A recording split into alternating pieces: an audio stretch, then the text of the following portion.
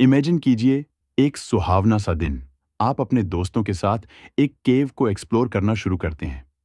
केव के टेढ़े मेढ़े संकरे रास्ते, ऊपर से टपकता हुआ पानी और पूरे जोश से भरे हुए आप इस केव में आगे बढ़ते ही जाते हैं। लेकिन तभी कुछ ऐसा होता है जिसके कारण आपको अपनी आंखों के सामने मौत दिखाई देने लगती है। डरे हुए आप तेजी से केव से बाहर निकलने की कोशिश करते हो, लेकिन आप अब इतना थक गए हो कि आप इससे बाहर भी नहीं निकल पा रहे हो। जिस केव में अभी तक आपको मजा आ रहा था, अब वही केव आपकी दुश्मन बन गई है। ये कोई फिल्म का सीन नहीं है। ये 1967 में इंग्लैंड में एक दोस्तों के ग्रुप के साथ हुई एक सच्ची घटना है। नॉर्थ इंग्लैंड के यॉर्कशायर डेल्स की पहाड़ियों के नीचे छुपी हुई है एक रहस्यमयी और बेहद खतरनाक मॉसडेल केव। इस केव की लंबाई लगभग 10 किलोमीटर से भी ज्यादा है और यह 96 मीटर यानी 250 फीट गहरी है। इस केव का ज्यादातर हिस्सा बेहद संकरा और पानी से भरा हुआ है, यानी ज्यादातर रास्तों पर इंसान को पेट के बल घिसटते हुए ही जाना पड़ता है। यह केव एक एक्टिव सिंक है, मतलब बारिश के पानी को बड़ी मात्रा में सोख लेती है। यही बात इसे और भी ज्यादा खतरनाक बना देती है। शनिवार 24 जून 1967 10 लोगों की एक टीम मॉसडेल केव की एक्सप्लोरेशन के लिए पहुंची। इनमें से कई लोग पहले भी इस गुफा में जा चुके थे। टीम को दो हिस्सों में बांटा गया था। पहले ग्रुप में था 26 साल का डेव एडमसन, जो कि पहले भी इस केव को एक्सप्लोर कर चुका था और आज डेव ही इस ग्रुप को लीड कर रहा था। उसके साथ था 19 साल का बिल फ्रेक्स, 23 साल का कॉलिन बिकर्स, 24 साल का जियोफ बॉयरी, 21 साल का जॉन ऑगडेन और इनमें सबसे छोटा 19 साल का जॉन ऑगडेन। इस ग्रुप का गोल था कि वे केव में अनएक्सप्लोर्ड पैसेजेस को एक्सप्लोर करेंगे और केव के उन हिस्सों में जाएंगे जहां आज तक कोई नहीं गया। इस केव को फार मैराथन तक एक्सप्लोर कर लिया गया था, तो इस ग्रुप ने फार मैराथन से भी आगे जाकर केव को एक्सप्लोर करने का डिसाइड किया। वहीं दूसरे ग्रुप में था 22 साल का मोराग फोर्ब्स, 21 साल का जिम कनिंघम, 19 साल का कॉलेट लॉर्ड और 21 साल का जॉन शेफर्ड। इस ग्रुप का गोल था केव को रफ पैसेज तक एक्सप्लोर करके वापस आ जाना। दोपहर 12 बजे सभी ने अपने हेलमेट्स ठीक किए, हेडलैम्प्स ऑन किया और एक एक कर संकरे पत्थर भरे रास्ते से केव के अंदर उतरने लगे। केव का मुंह संकरा था और जैसे जैसे वो लोग आगे बढ़ते गए, चारों तरफ अंधेरा गहराता चला गया।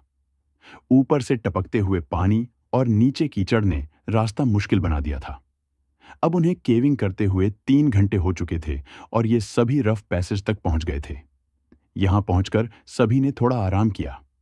अब 4 लोगों के ग्रुप ने केव से बाहर आने का डिसीजन लिया और वहीं बाकी 6 केवर्स केव में और आगे बढ़ने लगे। शाम 4 बजे चारों लोग केव से बाहर निकले। बाहर आते ही उन्होंने देखा मौसम थोड़ा बदला बदला सा था, बादल छाए हुए थे।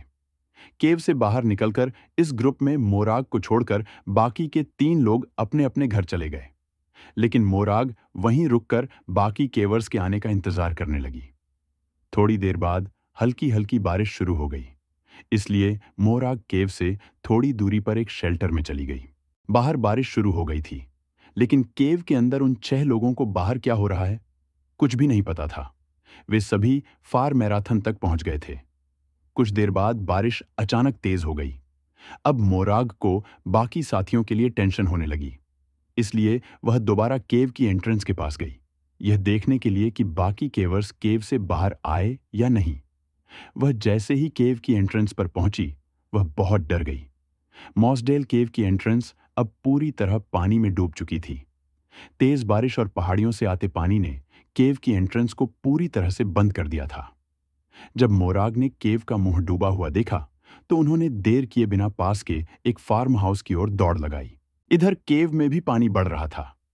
केव के अंदर सभी केवर्स बढ़े हुए पानी को देखकर समझ गए थे कि बाहर कुछ गड़बड़ है। अब सभी ने तेजी से बाहर निकलना शुरू कर दिया, लेकिन ऊपर से आते पानी के बहाव से उन्हें बाहर निकलने में काफी दिक्कत हो रही थी। अब केव में पानी इतनी तेजी से आ रहा था कि पानी के बहाव के कारण ये सब आगे बढ़ ही नहीं पा रहे थे। बढ़ते हुए पानी के कारण उन्हें सांस लेने में भी दिक्कत हो रही थी। बढ़ते हुए पानी को देखकर इस ग्रुप में सबसे अनुभवी केव डाइवर डेव एडमसन ने सभी को कहा कि कोई ऐसी जगह ढूंढो जहां मुंह ऊपर किए जा सके, ताकि पानी से बचकर सांस ली जा सके। बाहर रेस्क्यू ऑपरेशन की प्रक्रिया शुरू हुई। शाम करीब 6 बजे पहली रेस्क्यू टीम गुफा के पास पहुंची। रेस्क्यू टीम केव में वाटर पंप डालकर केव के पानी को निकालना शुरू कर देती है। अभी भी केव का मुंह पानी में डूबा हुआ था। केव को देखकर रेस्क्यू टीम समझ गई कि जब तक बारिश नहीं रुकती, सीधा अंदर जाना खुद रेस्क्यू सदस्यों के लिए भी जानलेवा होगा।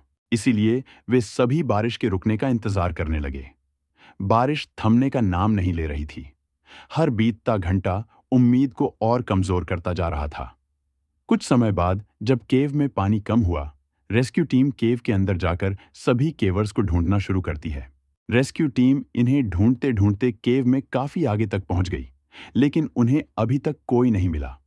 अब रेस्क्यू टीम फार मैराथन तक पहुंचती है, जहां उन्हें पहली शख्स की डेड बॉडी मिलती है, जो माइकल रायन था।